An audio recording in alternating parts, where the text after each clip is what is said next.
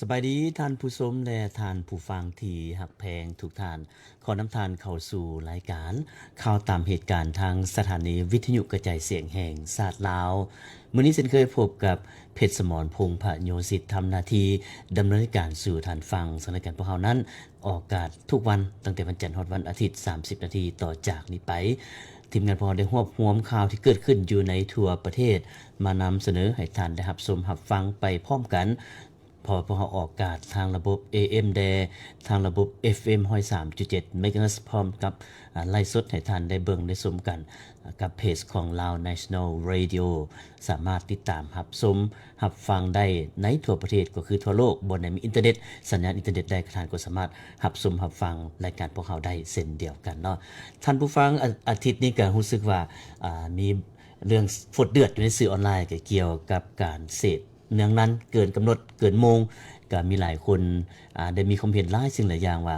การใช้เสียงดังเกินขอบเขตนี้ทางภาคส่วนเกี่ยวข้องก็คือแผนกแถลงข่าววัฒนธรรมได้ทั่วประเทศก็คือแขวงเนาะก็ได้ออกแจ้งกันเลยว่าบ่ให้ใช้เสียงดังเกิน23โมงก็ถือว่าต้องได้ปิดเสียงเนาะบ่ว่าในกรณีใดก็แล้วแต่จะเป็นงานเลี้ยงงานพบปะสังสรรค์งานแก้มงานดองอย่างแล้วแต่อันนี้เป็นระเบียบและเป็นแจ้งการที่เพิ่นได้ปฏิบัติกันมาตั้งแต่ปี2020พุ่นได้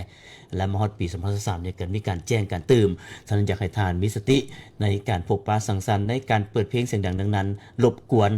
พ่อแม่ประชาชนที่อยู่ใกล้เคียงอันนี้ก็เป็นเหตุการณ์ที่เกิดขึ้นในทิศนี่แหละถือว่าฝดเดือดสมควรฉะนั้นก็พอจะให้ทานฮู้เรื่องระเบียบเรื่องกฎหมายว่าถ้าท่านเกินโมงเกินเวลานั้นท่านจะต้องได้ปฏิบัติหรือว่าต้องได้เสียการปรับใหม่คือแนวใดเนาะคือในเบื้องต้นนี้อาจจะปรับใหม่เริ่มต้นจาก 500,000 กีบไปจนฮอด3ล้านกีบแต่อันนี้สำหรับบุคคลอันนี้เป็นการกล่าวเตือนที่1วันนี้สำหรับนิติบุคคล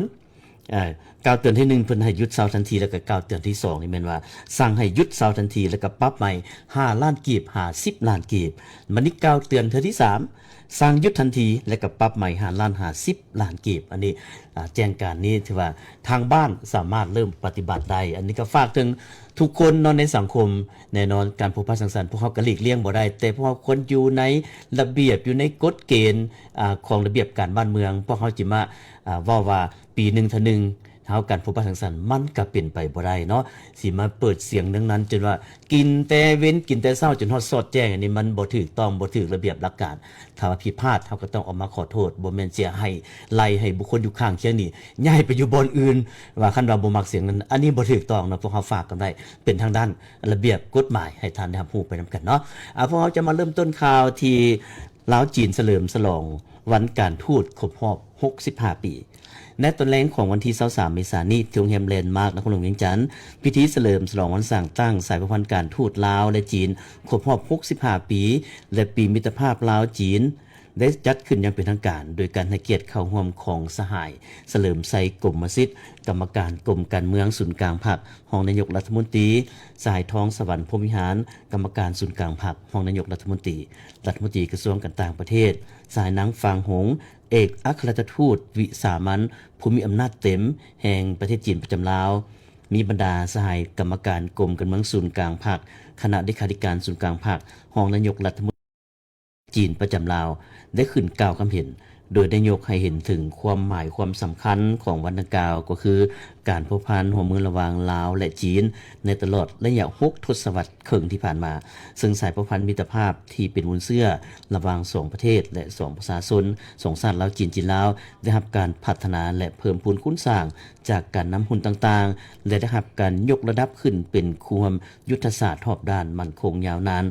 ตามทิศซีดีและการสร้างเป็นความสตากรรมลาวจีนลาวซึ่งได้นำเอาผลประโยชน์ตัวจริงมาสู่ประชาชน2ชาติตลอดมาพิเศษแม่นโครงการเส้นทางรถไฟลาวจีนได้กลายเป็นสัญลักษณ์อันพ้นเด่นแห่งการหัวมือและเสื่อมจอดระหว่าง2ประเทศและการเป็นเส้นทางเสื่อมต่ออันสำคัญในการเสื่อมโยงและเสื่อมจอดของภาคพื้นและสากลลาวและจีนเป็นประเทศบ้านใกล้เรือนเคียงที่ดีมีสายภูสายน้ำติดจอดกัน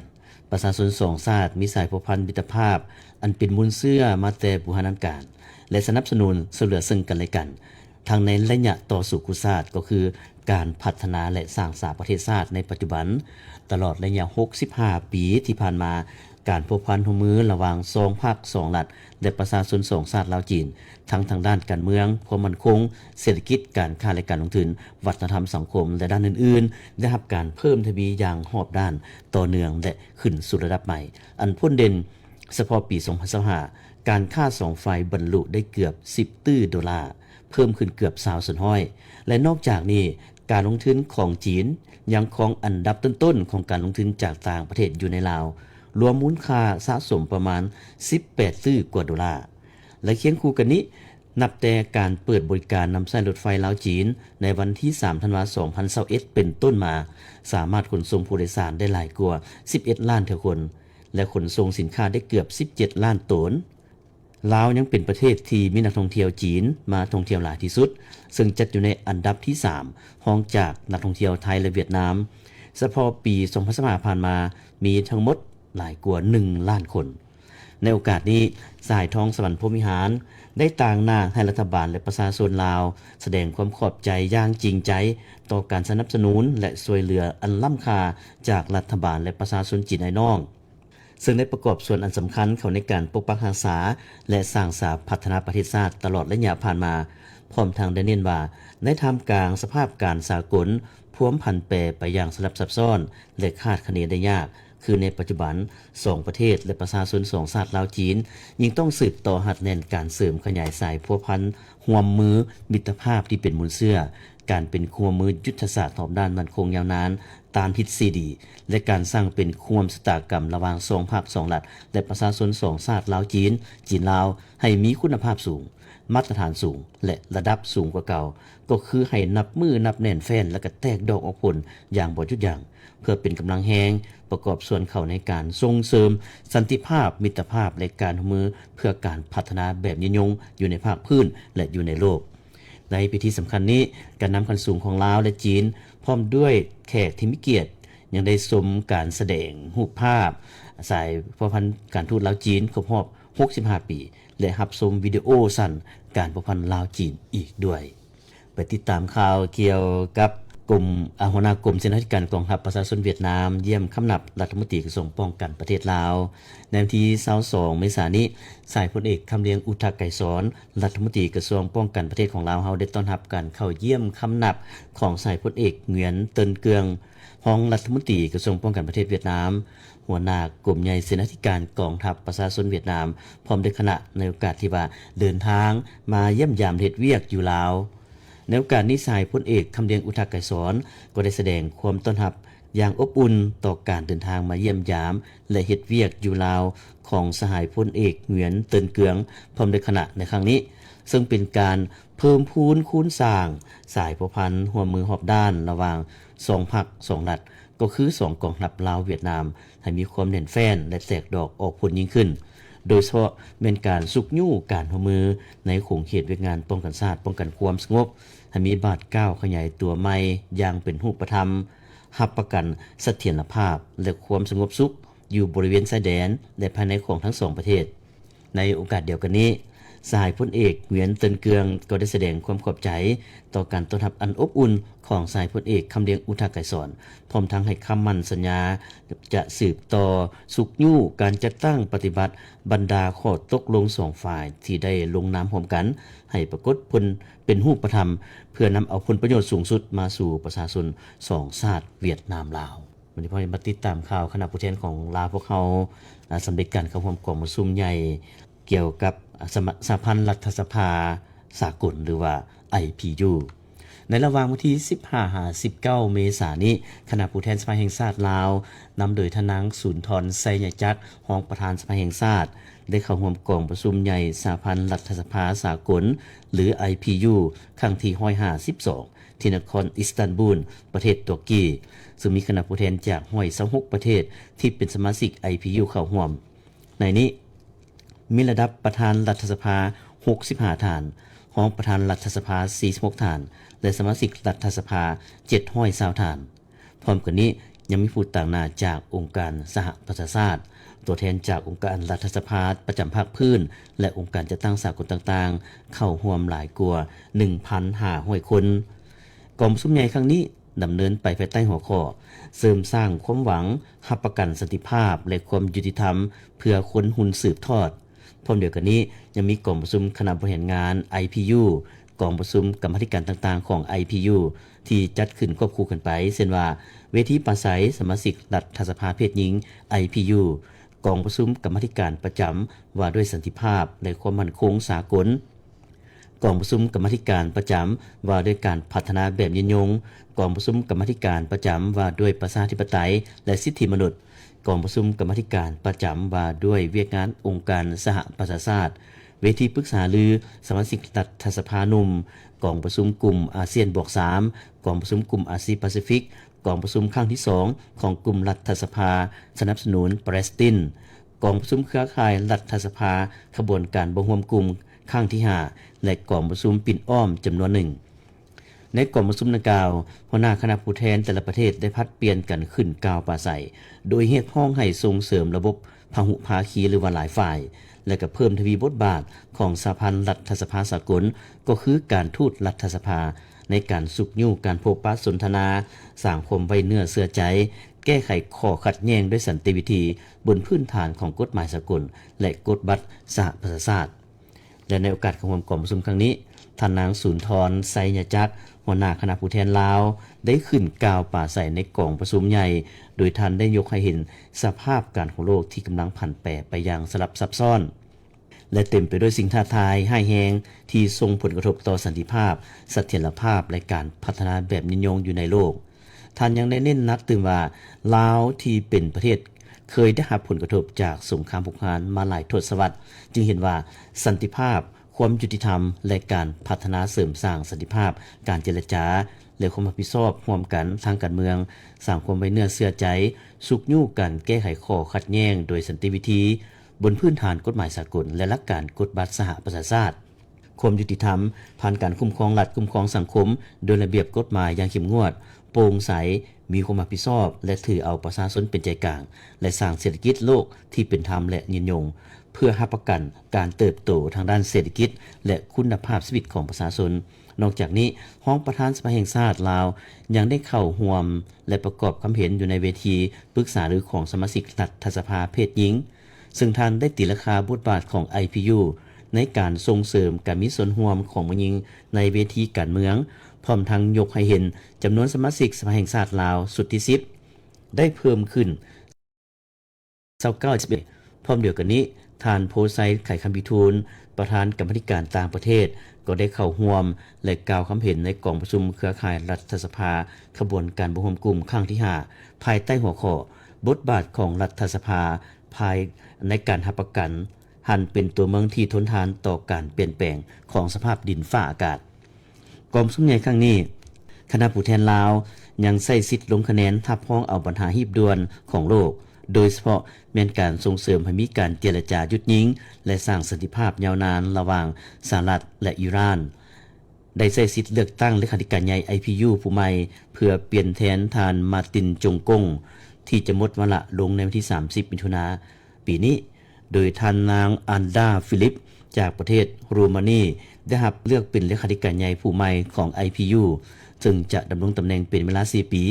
และเป็นเลขาธิการใหญ่คนที่9ที่เป็นเพศหญิงคนทำอิฐในองค์การดังกล่าวพร้อมกันนี้กองประชุมยังได้รับพ้องเอายุทธศาสตร์ใหม่ของ IPU สำหรับระยะปี2027หา2032และรับพ้องเอาเจ้าภาพจัดกองประชุมใหญ่ IPU ครั้งต่อไปคือครั้งที่153ซึ่งจะจัดขึ้นในระหว่างวันที่5ถึง9ตุลา2026นี้ที่นครอารูซาประเทศตังซานีทวีปแอฟริกาในการเข้าร่วมกองประชุม IPU ครั้งนี้คณะผู้แทนลาวยังได้ถือโอกาสพบปะและโอลมแบบ2ฝ่ายกับคณะผู้แทนจากรัฐสภาประเทศเพื่อนมิตรองค์การรัฐสภาภาคพื้นเช่นว่าเวียดนามกะเร็กโรมานีกัมพูเชียสิงคโปร์มานตาติมอร์เลสเต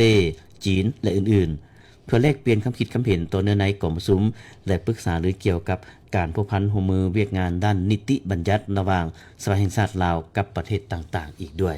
มาติดตามข่าวแจ้งการของกระทรวงโยธาธิการและขนส่ง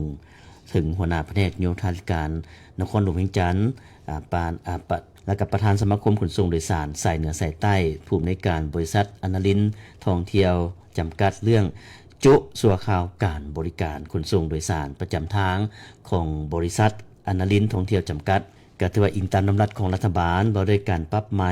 มาตรการเงื่อนไขต่อผู้ละเมิดกฎหมายและระเบียบการเกี่ยวกับการจราจรทางบกฉบับเลขที่568ของรัฐบาลลงที่16กันยายน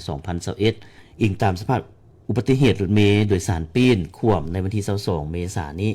ซึ่งเป็นโดยสารทางปากเซหาเวียงจันทน์เป็นรถเมล์45บ่นั่งป้ายทะเบียนนครหลวงเวียงจันทน์บข2603เป็นป้ายธุรกิจ1ส่วนห้อยและออกสื่อบริษัทอนาลินท่องเที่ยวจำกัดได้เกิดอุบัติเหตุปีนอยู่เมืองปากกระดิ่งแขวงบริคำไซเหตุให้มีคนเสียชีวิตและบาดเจ็บจำนวนหลายซึ่งสาเหตุหลักยังเป็นย้อนสภาพเทคนิครถบ่ได้มาตรฐานและผู้ขับขี่รถหรือว่าโชเฟอร์รถนั้นขับรถด้วยความประมาทและขาดคุณสมบัติฉะนั้นกระทรวงโยธาธิการและขนส่งจึงแจ้งมายังบรรดาทานให้จะตั้งปฏิบัติดังนี้โจ๊ะสัวข่าวการให้บริการขนส่งโดยสารประจำทางทุกสายของบริษัทอนาลินท่องเที่ยวจำกัดโดยให้เริ่มมีผลศักดิ์สิทธิ์นับแต่มือลงลายเซ็นของแจ้งการฉบับนี้ภายหลังกฎการปรับปรุงสำเร็จกระทรวงโยธาธิการและขนส่งจะพิจารณาคืนตามระเบียบการให้แผนกโยธาธิการและขนส่งนครหลวงเวียงจันทน์สมทบกับกรมขนส่งฮีบฮ้อนแต่งตั้งคณะเฉพาะกิจโดยประกอบให้มีภาคส่วนที่เกี่ยวข้องลงกวดการรายละเอียดทั้งหมดที่ไปที่มาพร้อมทั้งแนะนำให้ปรับปรุงทุกๆปัญหาที่เกี่ยวข้องให้สำเร็จแล้วรายงานคืนให้คณะนำกระทรวงโยธาธิการและขนส่งรับทราบและให้ที่สินำต่อไปและนอกจากนี้ทางกระทรวงโยธาธิการและขนส่งก็ได้มีออกแจ้งการเติมเกี่ยวกับการแต่งตั้งคณะเฉพาะกิจกวดกาคุณภาพมาตรการหรือว่ามาตรฐานเทคนิครถและคุณสมบัติของนักขับขี่รถโดยสารทางภายในและต่างประเทศในขอบเขตทั่วประเทศให้สำเร็จภายในปีนี้ถือว่าอิงตามกฎหมายว่าด้วยการจราจรทางบกฉบับเลขที่23ของสภาแห่งชาติลงวันที่12ธันวาคม2012อิงตามกฎหมายว่าด้วยการขนส่งทางบกฉบับเลขที่24ของสภาแห่งชาติลงวันที่12ธันวาคม2012และก็อิงตามนำรัดของรัฐบาลว่าด้วยการปรับไหมและมาตรการอื่นๆต่อผู้ละเมิดกฎหมายและระเบียบการเกี่ยวกับ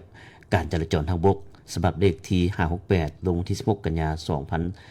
2021และก็ดำรัดอื่นๆอีกจำนวนหนึ่งเนาะฉะนั้นอิงใส่หางเสียงสังคมต่อสภาพอุบัติเหตุรถเมล์โดยสารปีนขวมระยะผ่านมาในวันที่22เมษายนนี้ก็มีกรณีรถเมล์โดยสารปากสีเวียงจันทน์เกิดอุบัติเหตุปีนอยู่เมืองปากกระดิ่งแขวงบริคำไซ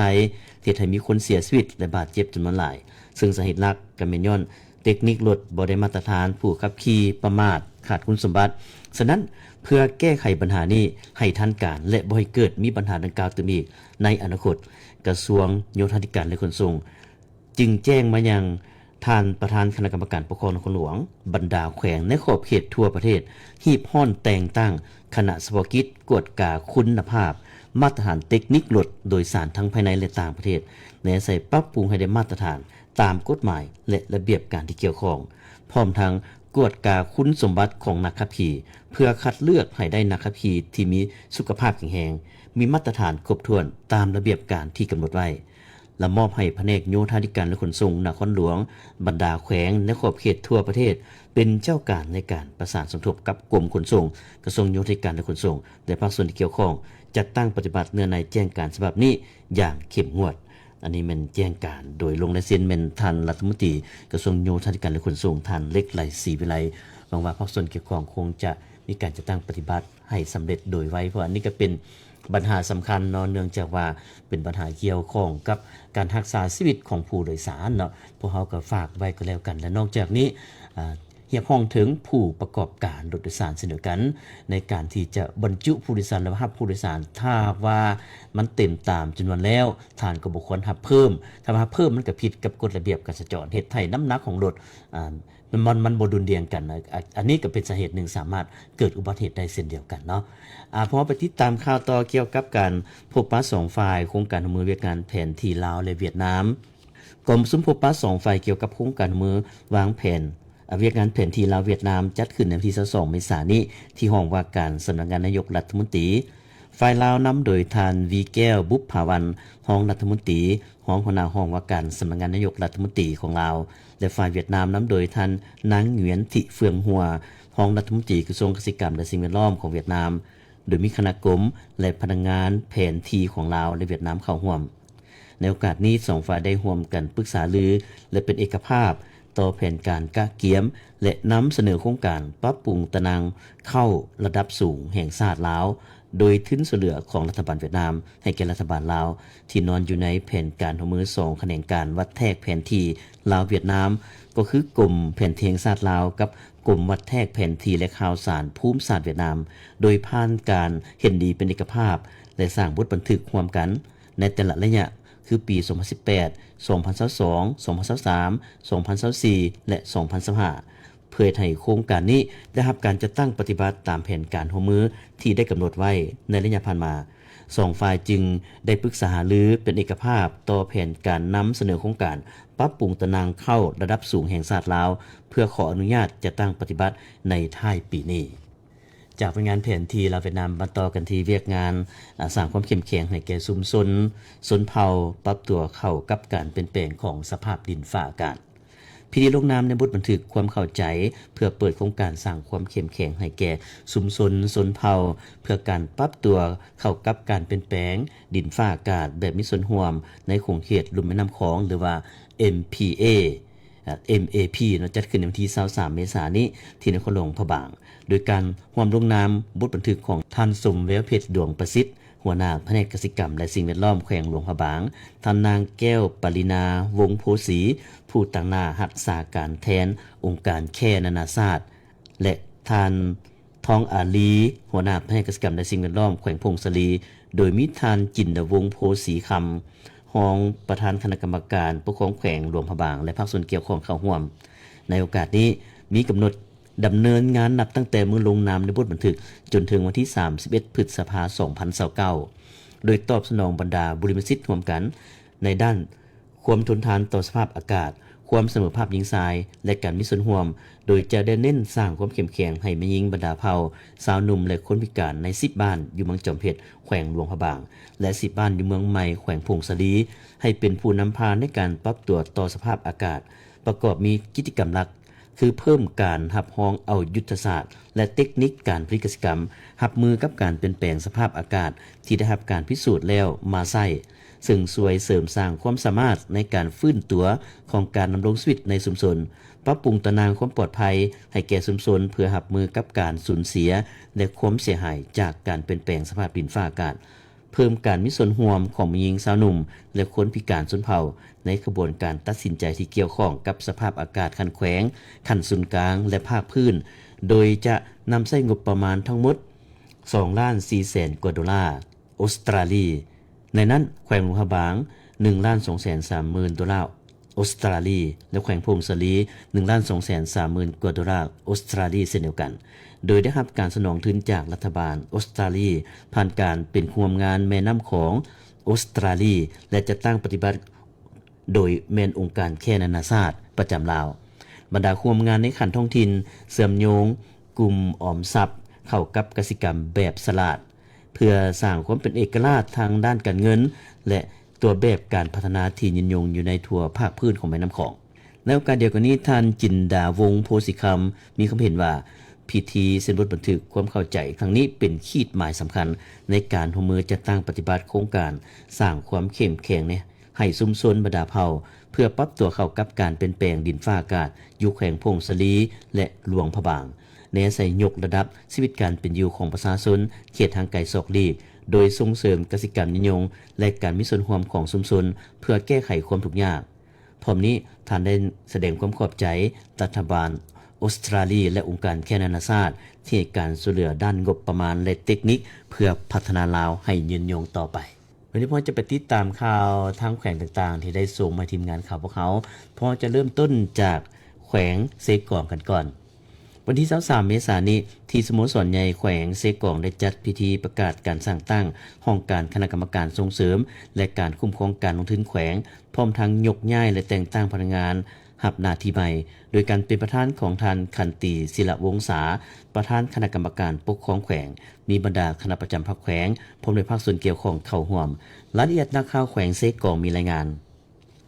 ในพิธีทานดาซีสุวรรณสายห้องหัวหน้าคณะจัดตั้งแขวงได้ขึ้นผ่านข้อตกลงของคณะกรรมการปกครองแขวงฉบับเลขที่36ทับข้อปคลงวันที่13กุมภาพันธ์2566ว่าด้วยเห็นดีสร้างต่างห้องการคณะกรรมการส่งเสริมและคุ้มครองการลงทุนแขวงเซกองซึ่งมีชื่อย่อว่าฮอลทคซึ่งแม่นกงจักการจัดตั้งหนึ่งมีฐานะเทียบเท่ากับแผนกการองค์การลาดขันแขวงมีภาระบทบาทเป็นเสนาธิการให้คณะกรรมการปกครองแขวงมีงบประมาณการเงินบริหารขันหนึ่งและมีกาประทับเป็นของตนเองเพื่อนำใส่เข้าในการกันไว้เวียกงานทางราชการตามกฎหมายและระเบียบการเกี่ยวข้องโดยกำหนดองค์ประกอบกงจักประกอบมี4แขนงคือแขนงบริหารจัดตั้งและกวดกาแขนงขนขวและส่งเสริมการลงทุนแขนงคุ้มครองกวดกาประเมินผลโครงการแขนงสิ่งแวดล้อมสังคมและแรงงานซึ่งห้องการคณะกรรมการส่งเสริมและคุ้มครองการลงทุนแขวงซีกองมีสิทธิหน้าที่ค้นคว้าพระบทบาทสิทธิหน้าที่และค้นคว้าเสนอองค์ประกอบบุคลากรเพื่อบรรจุเข้าในแต่ละแขนงตามหน้าที่ขอบเขตสิทธิเกินไว้ของตนการจัดตั้งทุกภาคส่วนแขนงการเกี่ยวข้องจากนั้นในพิธีก็ได้รับฟังการโอล่มจากประธานกองประชุมเติมอีกจารุณีมุงศิลป์นักข่าววิทยุกระจายเสียงแขวงซีกองรายงานจากแขวงไซกองติดตามข่าวต่อทีทั้งแขวงไซสมบูรณ์คณะบริหารสาวหนุ่มประชาชนปฏิบัติลาวแขวงไซสมบูรณ์จัดพิธีปาฐกถาเหล่ามุนเสื้อวันสั่งตั้งคณะสาวหนุ่มประชาชนปฏิบัติลาวครบรอบ71ปีจัดขึ้นในวันที่23เมษายนนี้อยู่ที่ห้องประชุมห้องว่าการแขวงโดยการเป็นประธานของสายพลอยคำหุงบุญยวงกรรมการศูนย์กลางพรรคเลขาคณะบริหารพรรคแขวงมีสหายเจียซุ่งวังเท่าเลขาคณะบริหารสาวหนุ่มแขวงพร้อมด้วยภาคส่วนเกี่ยวข้องเข้าร่วมรายละเอียดนักข่าวแขวงไซสมบูรณ์มีรายงานสหายพลอยคำหุงบุญยวงได้ให้เกียรติขึ้นปาฐกถาเล่าประวัติแห่งการกำเนิดและเติบใหญ่ขยายตัวของคณะสาวหนุ่มประชาชนปฏิวัติลาวซึ่งชาติลาวเฮามีมูลเสื้อที่องอาจกล้าหาญมีประวัติศาสตร์อันยาวนานในการเต้าโฮมความสามัคคีและปกปักรักษาประเทศชาติที่สืบทอดกันมาแต่ลึกดำบรรพ์อยู่ในระยะประวัติศาสตร์นั้นได้กำเนิดบรรพบุรุษและวีรชนผู้ที่มีชื่อเสียงเฮียงน้ำหลายทานเพราะเพิ่นเหล่านั้นได้กลายเป็นสัญลักษณ์แห่งความเด็ดเดี่ยวเหนียวแน่นและเป็นสัญลักษณ์แห่งความกล้าหาญบ่ยอมจำนนของคนลาวเพื่อความเป็นเอกราชโดยแม่นพรรคประชาชนปฏิวัติลาวในเมื่อก่อนและแม่นพรรคประชาชนปฏิวัติลาวในปัจจุบันโดยประธานไกรสอนพรหมวิหารผู้นำที่แสนเคารพรักของปวงชนลาวทั้งชาติได้สร้างตั้งฝึกฝนล่อล้อมและนำพาโดยกงหอบด้านภายใต้โฮมทุงของพรรคนั้นการจัดตั้งสาวหนุ่มได้มีการเติบใหญ่แข็งแรงทั้งปริมาณและคุณภาพใหม่ซึ่งได้สร้างผลงานและวีรกรรมอันใหญ่หลวงที่ได้จดบันทึกไว้ในหน้าประวัติศาสตร์ของชาติลาวในอดีตก็คือปัจจุบันคณะสาวหนุ่มประชาชนปฏิวัติลาวได้จัดตั้งผันขยายสืบต่อเสริมขยายมูลเสื้อบทบาทประจันบานของตนเข้าในการจัดตั้งปฏิบัติแนวทางมติกองประชุมใหญ่แต่ละสมัยของพรรคมติกองประชุมใหญ่ผู้แทนสาวหนุ่มลาวทั่วประเทศและเนื้อในข้อแข่งขันแต่ละระยะโดยเฉพาะการจัดตั้งผันขยาย4บุคลิกของพรรคมาเป็นเนื้อในข้อแข่งขัน4บุคของสาวหนุ่มติดพันกับมติเข้าใน2หน้าที่ยุทธศาสตร์คือปกปักรักษาและสร้างสรรค์ประเทศชาติ